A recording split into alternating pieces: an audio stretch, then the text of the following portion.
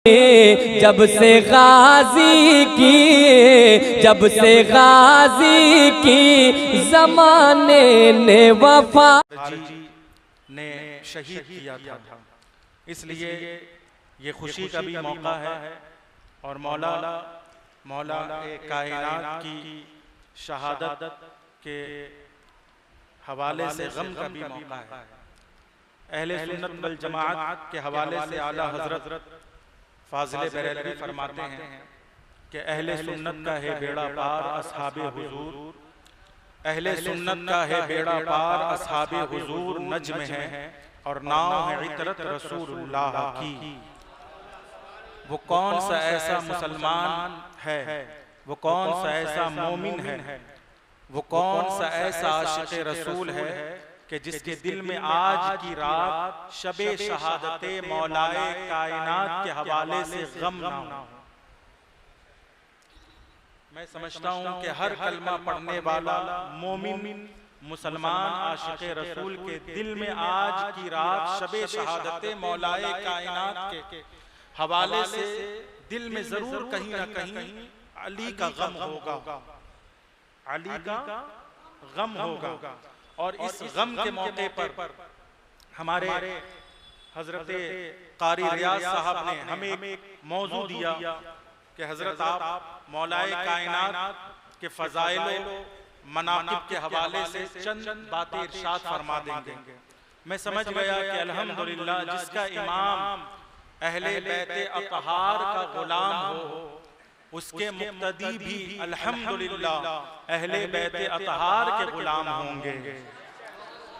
जब इमाम साहब हाफिज़े कुरान और आज की शब और आज की रात और आज की घड़ी के दूल्हा कारी रियाज साहब ने हमें मौलाए कायनात और अहले बैते अतहार के फजाइल पर बोलने को कहा तो मैं झूम गया कि अल्हम्दुलिल्लाह छोटी करीम मस्जिद में भी जिक्रे अली होता है, जिक्रे अहले बैत होता है, जिक्रे हसन होता है, जिक्रे हुसैन होता है और छोटी करीम मस्जिद के लोग भी अल्हम्दुलिल्लाह हुसैनी है, सुन्नी है, हुसैनी है, कादरी है, हुसैनी है, चिश्ती है, हुसैनी है, अशरफी है, हुसैनी है, रज़वी है और छोटी करीम मस्जिद के भी जुमला मुसल्लियान के दिल में अली का गम है, हुसैन का गम है, हसन का गम है, फातिमा ज़हरा का गम है। और ये छोटी करीम मस्जिद के लोग अल्हम्दुलिल्लाह टनाटन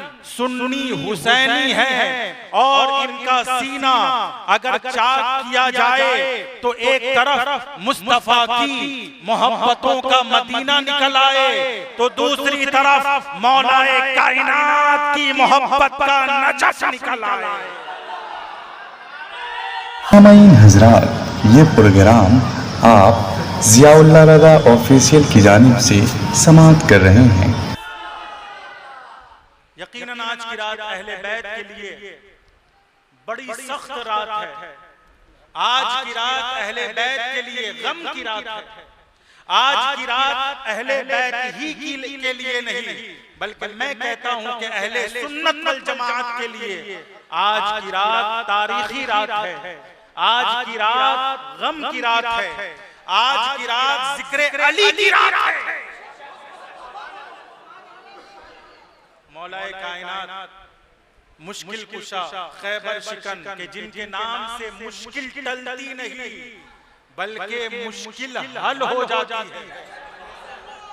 मुश्किल का टल जाना और मुश्किल का हल हो जाना और है। एक है कि वक्ती तौर पर टल गया मसला और एक है कि हमेशा के लिए हल हो गया मसला। तो मुश्किल टलना और है, मुश्किल का हल होना, लेकिन मौला अली के नाम में वो बरकत है। मौला अली के नाम में वो बरकत है कि जब हमने मुश्किल में या अली पुकारा तो सिर्फ मुश्किल न टली बल्कि हमेशा के लिए मुश्किल हल हो गई। मुश्किल हल हो गई और आज भी अल्हम्दुलिल्लाह मुश्किलात हल होंगे कि नहीं होंगे? क्यों? इसलिए कि हम किसके जिक्र की महफिल में बैठे हैं? जिक्र अली, जिक्र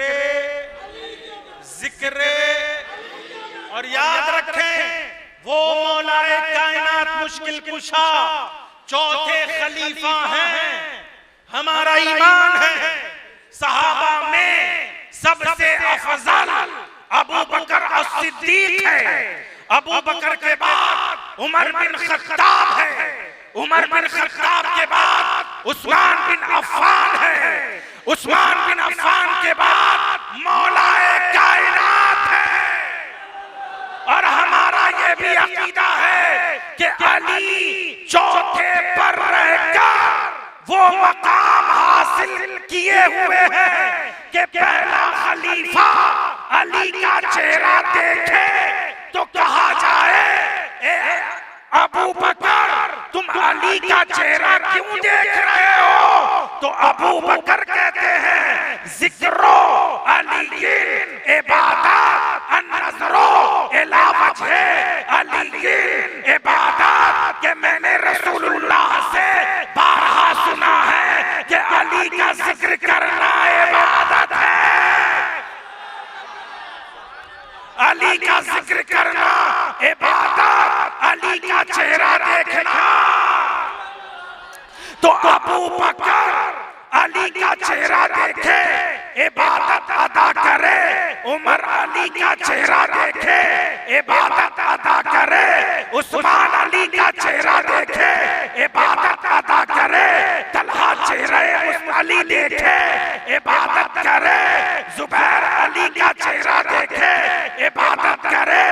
अली का चेहरा देखकर ये तलहा, जुबैर, अब्दुल्ला, उबैदुर रहमान, साद, सईद, अव्वलून, साबिकून, मुहाजिरीन, अंसार, हर सहाबी नबी अली का चेहरा देखे इबादत करे। और अल्हम्दुलिल्लाह आज के मौके पर हम अहले सुन्नत वल जमात आशिक़े रसूल अली का चेहरा तो देख नहीं सकते, तो कम से कम अली का जिक्र करें।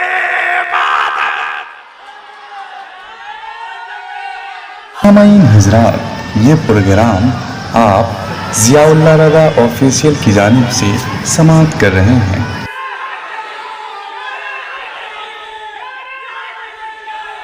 इसलिए आला हजरत का एक शेर है, जो शेर ये बताता है कि ये शेरों का शेर है। आला हजरत के दामन को मजबूती से थाम लो तो ना राफिजी बनोगे, ना खारजी बनोगे, ना गद्दारे सहाबी बनोगे, ना अहले बैत के गद्दार बनोगे, ना सहाबा के गद्दार बनोगे। अगर तुमने दामने रज़ा को थाम लिया तो अल्हम्दुलिल्लाह मैं डंके की चोट पर कहता हूँ कि जिसने रज़ा का दामन थाम लिया, आला हज़रत के मसलक पर अमल कर लिया, तो ना तो वो सहाबा का गद्दार बना, ना अहले बैत का गद्दार बना, बल्कि हकीकत में वो जन्नत का हकदार बना। इसलिए मेरे भाई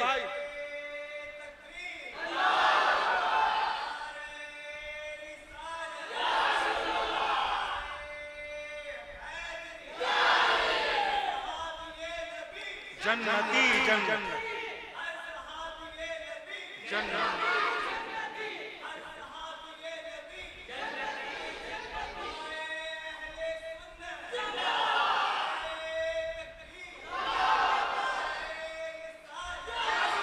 इसलिए ना राफिजी बनना, ना खारजी बनना, बनना है तो सुन्नी बनना।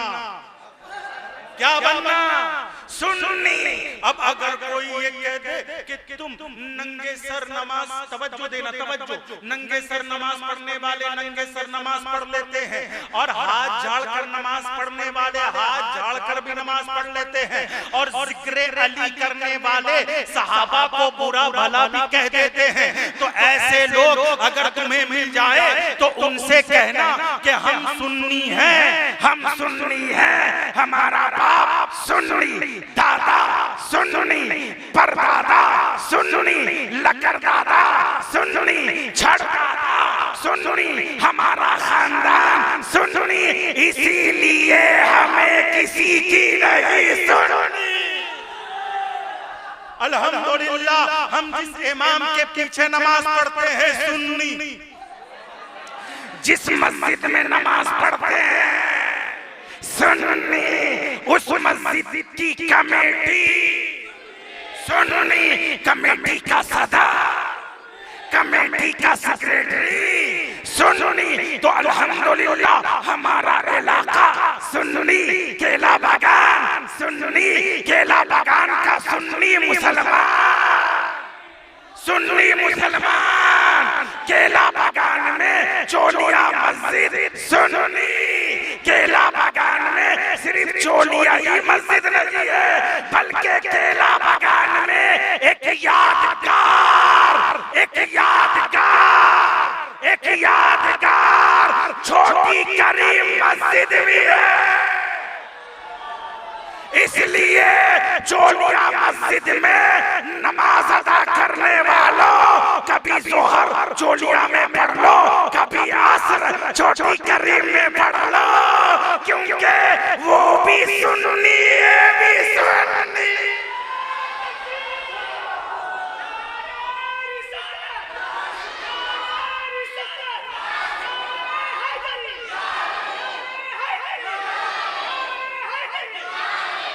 केला बागान में सिर्फ 2 मस्जिद है सुन्नी, क्या सिर्फ 2 मस्जिद है? उसके अलावा टुन्नी, और हम तो सिर्फ सुन्नी को जानते, टुन्नी को नहीं जानते। तवज्जो है ना, इसलिए कि हम जिक्र अली करने बैठे हैं, और जिक्र अली वही करेगा जो हक बोलेगा। जिक्र अली का हक उसी को है जो हक बोलेगा, और हक इस अंदाज में बोलेगा कि डंके की चोट पर बोलेगा, इस अंदाज में हक बोलेगा कि कानों कान हक बोलेगा, इस अंदाज में हक बोलेगा कि अगर जरूरत पड़ जाए तो तलवार जुल्फिकार लेकर मैदान में हक बोलेगा। अल हक मा अली वालियुन माल हक।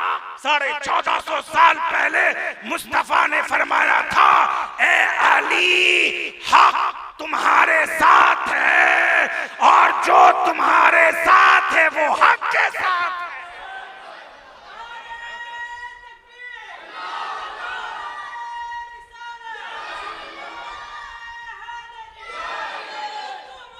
अली अली अली अली अली अली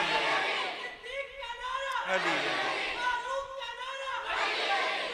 सामाईन हजरात, ये प्रोग्राम आप ज़ियाउल्लाह रज़ा ऑफिशियल की जानिब से समाअत कर रहे हैं।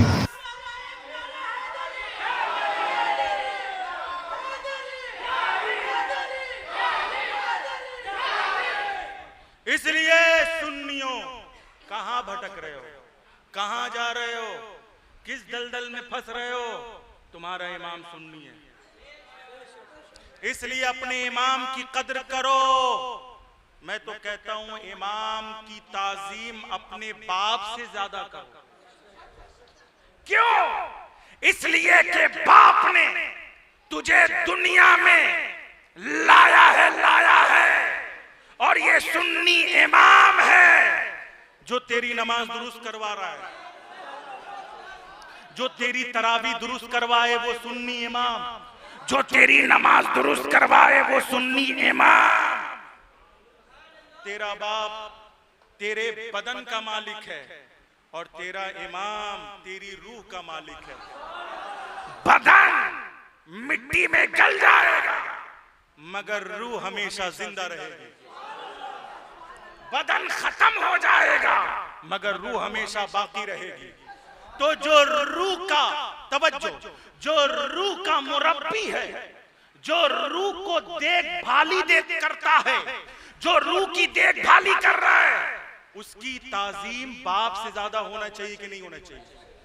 मगर उफ है, तुफ है, और सुन्नियों पर अफसोस है कि जिस इमाम के पीछे नमाज पढ़ते हैं और पीठ पीछे उसी इमाम की गीबत करते हैं। आप बताइए क्या नमाज होगी? बिल्कुल नहीं होगी। जब नमाज नहीं होगी तो कोई नेकी नहीं होगी, क्योंकि नमाज है तो नेकी है। कल क़यामत के दिन एक नमाजी बंदा से जब सवाल होगा, अगर वो नमाज के मसले में पास हो गया तो सारे आमाल उसके पास हो जाएंगे। इसलिए इसको बड़ा आप थोड़ा सीरियसली ले। आज लोग अपने इमाम की बेहुरमती करते हैं, बेअदबी करते हैं। आप देखिए मेरी क्या औकात, मैं आपके दरबार में आया, आपके दयारे मोहब्बत में आया, खत्म कुरान के मौके पर हाजिरी दी। आखिर क्यों दे दी? क्यों दी? आपने बुलाया था मुझे? आपने बुलाया था? नहीं। किसने बुलाया था? आपके इमाम साहब ने बुलाया था। इमाम में वो पावर है कि एक सैयद को भी बुला ले। इमाम में वो पावर है कि एक जय्यद को भी बुला ले। इमाम में वो पावर है कि एक आलिम दीन को भी बुला ले। इसलिए आपके इमाम साहब ने मुझे फोन किया, मैंने कहा लब्बैक है, लब्बैक है, लब्बैक है, क्योंकि एक इमाम ही एक इमाम की कद्र जानता है। वली रा वली में शनाशत, वली वली को पहचाने, वली वली को पहचाने, तो फिर मैं ऐसा क्यों ना करूं कि इमाम इमाम को पहचाने, इमाम इमाम को पहचाने, सुन्नी सुन्नी को पहचाने। तो अल्हम्दुलिल्लाह यहाँ जितने मुसल्लियान हैं ये सब सुन्नी हैं। और एक बात बता दूं कि इमाम साहब जब से तशरीफ लाए हैं आपके इलाके में, सुन्नियत में जान आ गई। उसकी वजह पहले सिर्फ मस्जिद थी, अब मदरसा है। पहले सिर्फ छोटी करीम मस्जिद थी, अब तो मदरसा करीम या गरीब नवाज। अरे मुसलमानों, तुम्हें इस भारत से ना मोदी भगा सकता है, ना योगी निकाल सकता है, ना बीजेपी ना आरएसएस में ताकत है कि तुम्हें भारत से भगा दे, भारत से निकाल दे। क्यों? उसकी वजह यह है कि जब तक इस भारत की धरती पर ख्वाजा खाजगान रहेगा, भारत में मुसलमान रहेगा।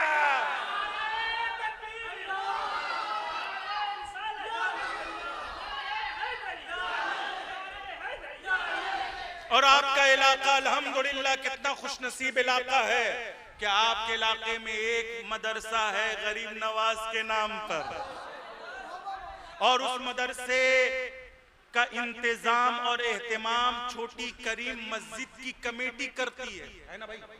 यही है ना? छोटी करीम मस्जिद की कमेटी भी काबिल मुबारकबाद है।